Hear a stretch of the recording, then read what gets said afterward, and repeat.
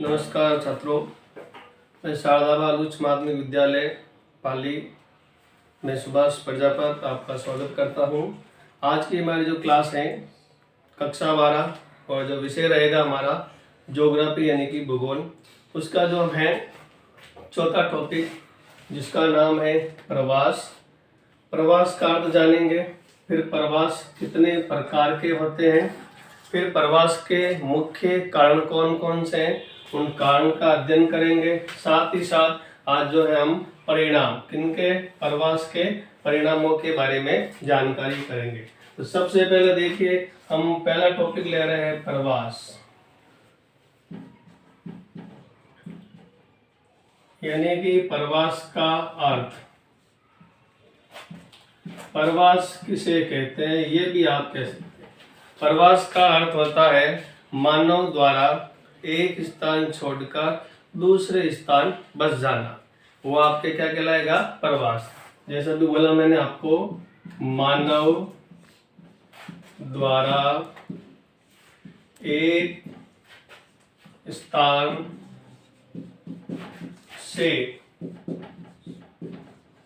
दूसरे स्थान पर बस जाना ही प्रवास कहलाता है। प्रवास कहलाता है, यानी कि जो मानव होगा वो एक स्थान से दूसरे स्थान बसेगा। किस कारण बसेगा? शिक्षा का कारण हो सकता है। मान लो उस गांव में, एरिया में जो रह रहा है वहां पर 8वीं या 10वीं तक विद्यालय है, अपने बच्चों को आगे पढ़ाने के लिए ले जाना है तो क्या करेगा, अन्य स्थानों पर प्रवास करेगा, जिससे वो शिक्षा है, इनके अलावा स्वास्थ्य भी हो सकता है और अन्य कारणों से भी क्या कर सकता है, प्रवास। पूछा जाए प्रवास का अर्थ तो आपको क्या लिखना है, किनके द्वारा, मानव द्वारा एक स्थान से दूसरे स्थान बस जाना ही क्या कहलाता है, प्रवास कहलाता है। फिर आपके प्रवास की धाराएं, यानी कि जो प्रवास की धाराएं कितने प्रकार की होती हैं। देखिए, प्रवास की धाराएं कह सकते हैं, विचार कह सकते हैं। मुख्य रूप से या मोटे रूप से इनको प्रवास की धाराओं को हम 4 भागों में बांटने का कार्य करते हैं। कितने भागों में बांटेंगे? 4 भाग। पहला देखिए, ग्रामीण से ग्रामीण, ग्रामीण से ग्रामीण। इसमें क्या होगा, जो मानव होगा एक गांव छोड़कर दूसरे गांव में क्या करेगा, प्रवास करेगा, उसी को हम क्या कहेंगे, ग्रामीण से ग्रामीण। एग्जाम्पल देखिए इसका, एग्जाम्पल जैसे मोहन कौन से गांव में रहता है, रानी, और उस गांव में उसको क्या नहीं मिल रही है, मजदूरी, यानी तो कमटे का ये अन्य कार्य कर रहा है, तो रानी छोड़कर वो कहाँ जाएगा, फालना। फालना में निवास करेगा, तो वो कौन सा हो गया, देखो, ग्रामीण से ग्रामीण, क्योंकि रानी भी क्या है, गांव है, और फालना भी क्या है, गांव, या कोई अन्य गांव हो सकता है, उसी को हम क्या कहेंगे, ग्रामीण से ग्रामीण प्रवास की पहली धारा। दूसरी देखिए आप, दूसरा होगा शहर से शहर, शहर से शहर। इसमें जो मानव है एक शहर से दूसरे शहर में क्या करेगा, प्रवास करेगा, वो आपके क्या कहलाएगी, प्रवास की धारा शहर से शहर। एग्जाम्पल देखिए, एक टीचर है जिसका नाम मान लो प्रवीण है, उसकी जो बदली है जोधपुर। कहाँ का निवासी वो, जोधपुर, जोधपुर में लगा हुआ था, उसकी बदली कहाँ पे हो गई, उदयपुर, यानी वो अपने परिवार के साथ कहाँ चला गया, उदयपुर चला गया। तो ये जो आपके प्रवास होगा वो कौन सा होगा, शहर से शहर। टीचर के अलावा अन्य कोई भी व्यक्ति हो सकता है, जैसे मैं ही हूँ, आज यह पढ़ा रहा हूँ और मान लो यहाँ नहीं है तो मैं कहाँ चला गया, जोधपुर। तो पाली भी क्या है, शहर है, जोधपुर भी क्या है, शहर है। मैं जब जो पाली से जोधपुर चला गया तो वो कौन सी धारा कहलाएगी, शहर से शहर। यानी कि मानो है एक शहर छोड़कर दूसरे शहर में बस जाएगा, वही प्रवास की धारा क्या कहलाएगी आपके, बिल्कुल सही, शहर से शहर, बिल्कुल सही बता रहे जिनको आप। अगला देखिए, अगला होगा ग्रामीण से शहर, ग्रामीण से शहर। इस धारा में क्या होगा, कोई भी जो व्यक्ति है, जैसे मान लो एक्स, वो कहाँ का निवासी है, ग्रामीण, यानी कि गांव का है, गांव में उसको क्या नहीं मिल रहा है, रोजगार नहीं मिल रहा है, तो वो आके कहाँ बस रहा है, शहर में। फॉर एग्जाम्पल देखिए, गांव ले लेते हैं हमारे पाली के पास ही निम्बाड़ा, निम्बाड़ा का कोई व्यक्ति है, श्रमिक है, यानी कि वो व्यक्ति क्या कार्य कर रहा है, श्रमिक, यानी कि फैक्ट्री में मजदूरी कर रहा है, और वो गांव से कहाँ जा रहा है, शहर, और शहर से वापस कहाँ जा रहा है, गांव। इसमें समय और साथ ही साथ क्या होती है, आपके समय की क्या होती है, बर्बादी होती है। तो वो क्या करेगा, गांव छोड़कर निकट पाली शहर में अपना क्या बना देगा, मकान बना देगा, जैसे करणी नगर है, शेखावत नगर है, यहाँ पे आकर हमेशा बस जाएगा। तो ये कौन सा हो गया, ग्रामीण से शहर। किस लिए बसा, वो रोजगार की तलाश में। तो ये हमारा तीसरा कौन सा हो गया, ग्रामीण से शहर। अब तीसरे के बाद हम बात कर रहे हैं चौथा। तो चौथे प्रकार देखिए, ग्रामीण प्रवास की धाराओं में देखिए, चौथा जो है शहर से ग्रामीण, उल्टा हो गया। देखिए ये ग्रामीण से शहर, अब शहर कहाँ आ गया, आगे। तो देखें शहर से ग्रामीण, इसमें क्या होगा, कोई भी सपोज करो कोई भी व्यक्ति है, वो कहाँ निवास करता है, शहर, शहर में मैं ले लेता हूँ जयपुर, और वो जो जयपुर में पास में गांव है ऐसा कौन सा है, गुजर की थड़ी, गुजर की थड़ी, या गांव ले लेते हैं सोडाला, और यहाँ पे वो क्या लगा देता है, फैक्ट्री, क्या लगाता है, फैक्ट्री। और स्थायी रूप से शहर से वो कहाँ बस गया, गांव में। ये कौन सा आ गया, शहर से ग्रामीण। हार्डली एग्जाम में अभी आपके प्रश्न आया था ज्योग्राफी में, कहा भाई कि प्रवास की धाराएं कौन कौन सी है, तो यही आपका उत्तर लिखना था, ग्रामीण से ग्रामीण, शहर से शहर, और ग्रामीण से शहर, और फिर शहर से शहर। ये क्या हो जाएगी आपकी धाराएं। अब क्या है, प्रवास के कारण क्या है, लोग क्यों जाते हैं, इसके पीछे मुख्य कारण क्या है। उन कारणों का मुख्य रूप से या मोटे रूप से कितने भागों में बांटते हैं, दो भागों में विभक्त करने का या बांटने का कार्य करते हैं। तो वो दो भाग कौन से हैं, देखिए प्रवास के जो भाग हैं, कारण, दो कारण है, अपकर्ष कारण और प्रतिकर्ष कारण। तो सबसे पहले देखिए प्रतिकर्ष कारण। प्रतिकर्ष कारक, प्रतिकर्ष कारक में क्या होता है, जो मानव है वो क्या करता है, एक स्थान छोड़कर दूसरे स्थान चला जाता है। प्रतिकर्ष में क्या होगा, अपना जो मूल स्थान है वो क्या करेगा, त्याग देगा, यानी कि छोड़ देगा, और वो अन्य जाकर क्या हो जाएगा, बस जाएगा।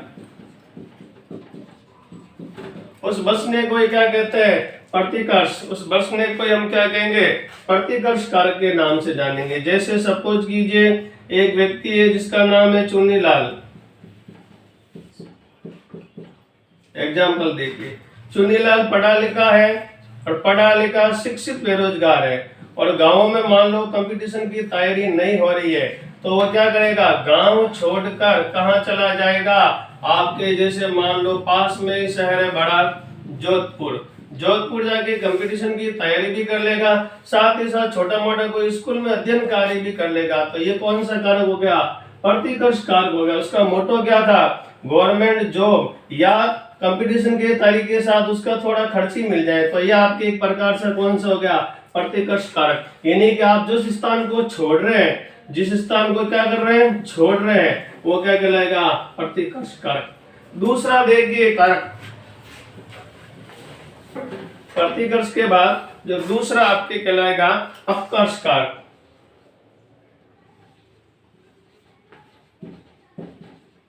अपकर्ष कारक।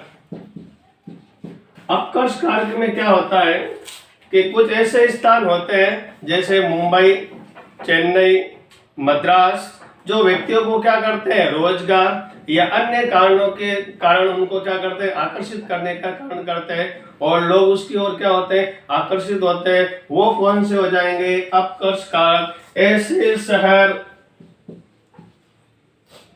ऐसा स्थान या कोई अन्य हो सकता है जो व्यक्तियों को अपनी ओर बसने की ओर, प्रवास की ओर क्या करेगा, आकर्षित करेगा। उससे हम किस नाम से जानते हैं, अपकर्ष कारक के नाम से जानते हैं। एग्जाम्पल देखिए, ज्यादातर पढ़ने के बाद या 10वीं या 12वीं या व्यक्ति की नौकरी नहीं लगती है तो वो क्या करता है, जैसे पाली से कहाँ जाएगा कि हमेशा मुंबई जाऊंगा। कहाँ जाऊंगा, मुंबई। मुंबई में क्या मिल जाएगा, रोजगार। तो मुंबई है, चेन्नई है, इसके अलावा दिल्ली है, अन्य जो शहर है वो क्या करते हैं, ग्रामीण निवासियों को क्या करते हैं, अपनी ओर आकर्षित करते हैं। उन्हीं को हम किस नाम से जानते हैं, अपकर्ष के नाम से जानते हैं। ये मुख्य क्या हो गए, प्रवास के कारण। मनुष्य जो है, मानव है, वो दो कारणों से क्या करता है, प्रवास। एक प्रतिकर्ष कारक, दूसरा कौन सा हो जाएगा, अपकर्ष कारक। अब बताएंगे प्रवास के परिणाम। अब प्रवास करते हैं उसके बाद परिणाम क्या बढ़ते हैं, नेगेटिव भी होते हैं और पॉजिटिव भी होते हैं। तो चर्चा करते हैं हम प्रवास के मुख्य कारण पे।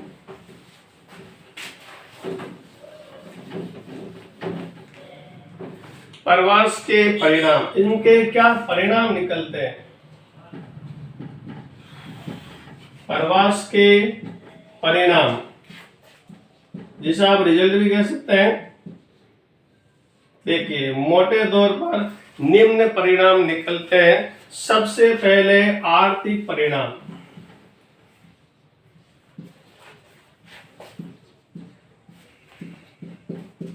आर्थिक परिणाम, प्रवास के दौरान क्या होता है, जो मानव है वो या तो भारत देश में यदि निवास करता है वो अन्य देशों में जाएगा, किसके लिए, आर्थिक क्रिया करने के लिए।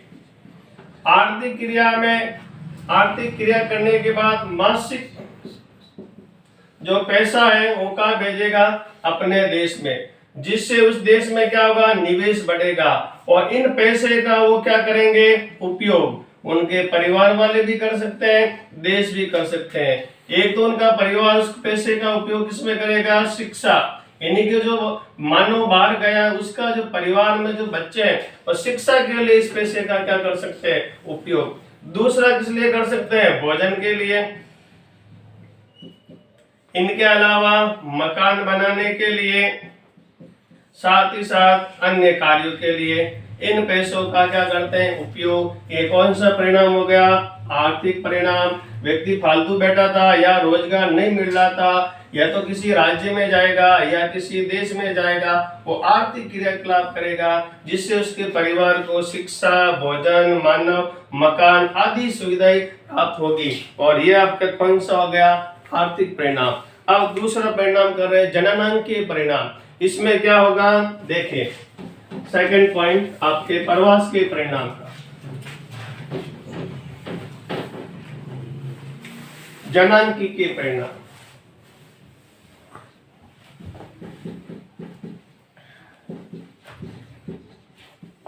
जननांकीय परिणाम, जैसे ज्यादातर जो प्रवास होता है आपने देखा होगा किसमें होता है, शहरों में।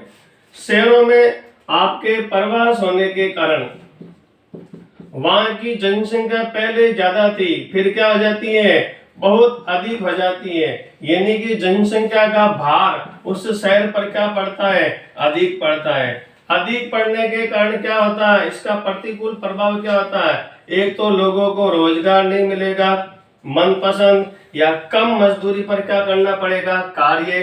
साथ ही साथ इसका अपोजिट परिणाम किस पे पड़ता है, ग्रामीण पर, यानी कि गांवों पर। किस पर प्रभाव पड़ता है, गांवों में। गांव में एक तो कौन, युवा, और दूसरा कौन, युवा। और ये जो जनशक्ति है ये सब कहाँ पे चली जाती है? शहरों में। पीछे कौन बचते हैं गाँव में? औरतें। और कौन बचते हैं? वृद्ध। जिससे जनसंख्या घनत्व या जनसंख्या संगठन पर क्या पड़ता है? प्रतिकूल प्रभाव पड़ता है। साथ ही साथ आपके ये हो गया। फिर है सामाजिक परिणाम। तीसरा देखिए सामाजिक परिणाम। सामाजिक परिणाम पर कैसे प्रवास का परिणाम पड़ता है देखें।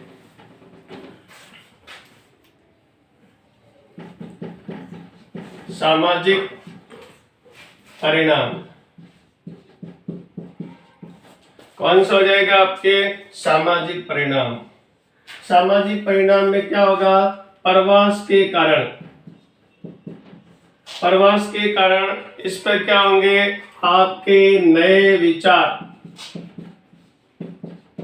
या संस्कृति का क्या होगा? प्रचार प्रसार होगा। साथ ही साथ क्या होगा? गांव के अंदर बालिका शिक्षा एवं नवाचार के क्या होंगे? परिणाम होंगे। और ये क्या हो जाएंगे आपके परिणाम। इसके अलावा आप ये हो गए। फिर देखिए पर्यावरण पर क्या प्रभाव पड़ता है। तो देखिए आपका चौथा क्या है? पर्यावरण पर क्या प्रभाव पड़ेगा? पर्यावरण पर प्रभाव देखिए शहरों में या जहां भी प्रवास अधिक होता है, जहां भी प्रवास आपके क्या होगा? अधिक, वहां पर क्या पड़ेगा? प्रतिकूल यानी कि उल्टा प्रभाव पड़ेगा। सबसे ज्यादा तो लोगों को रोजगार नहीं मिलेगा। परिणाम स्वरूप उनको कहां पे रहना पड़ेगा? कच्ची बस्तियों में यानी कि स्लम, कच्ची बस्तियों में उनको निवास करना पड़ेगा, जिसके कारण उनको कई बीमारियों का सामना करना पड़ेगा। इनके अलावा कौन सा प्रदूषण होगा? वायु प्रदूषण। साथ ही साथ कौन सा होगा? जल प्रदूषण। इस प्रकार की कई बीमारियां होगी। साथ ही साथ आपके अन्य होगी। ये आपके क्या था? प्रवास के परिणाम। तो आज की क्लास में हमने क्या पढ़ा? सबसे पहले हमने पढ़ा प्रवास का अर्थ यानी कि प्रवास किसे कहते हैं। उसके बाद प्रवास की धाराएं पढ़े थे। गांव से गांव, शहर से शहर, शहर से गांव और शहर से गांव, ये पढ़ा था। उसके बाद प्रवास के कारण मैंने आपको बताया मोटे तौर पर दो भागों में बांटा था। एक मैंने बांटा था प्रतिकर्ष कारक, दूसरा अपकर्ष कारक। फिर बांटा मैंने प्रवास के परिणाम मोटे तौर पर चार भागों में। आर्थिक परिणाम, जननांग के परिणाम, सामाजिक परिणाम और साथ ही साथ कौन सा बताया? पर्यावरण पर इसका क्या प्रभाव पड़ता है। आज की क्लास आपके हो गई। अब जो है आज का होमवर्क लिखिए। जो भी टीचर आएंगे आपके घर होमवर्क चेक करेंगे। पहला प्रश्न लिखिए HW के अंदर। सभी अपनी कॉपी और पेन लीजिए और लिखना प्रारंभ करें। HW पहला लिखिए, प्रवास किसे कहते हैं? प्रवास किसे कहते हैं? वीडियो में आपको समझाया है, एक बार पुनः देखकर आप समझ सकते हैं। कोई भी प्रॉब्लम है आप व्हाट्सएप पे चैटिंग कर सकते हैं, उसका उत्तर दे दिया जाएगा। इसके बाद दूसरा प्रश्न है प्रवास की धाराएं। प्रवास की धाराएं कौन कौन सी है? नाम लिखिए। केवल क्या लिखना है आपको? नाम लिखना है। प्रवास की धाराएं कौन कौन सी? नाम लिखिए। तीसरा प्रश्न है प्रवास के कारणों का वर्णन कीजिए। अभी बताया चार, प्रवास के कारणों का वर्णन कीजिए।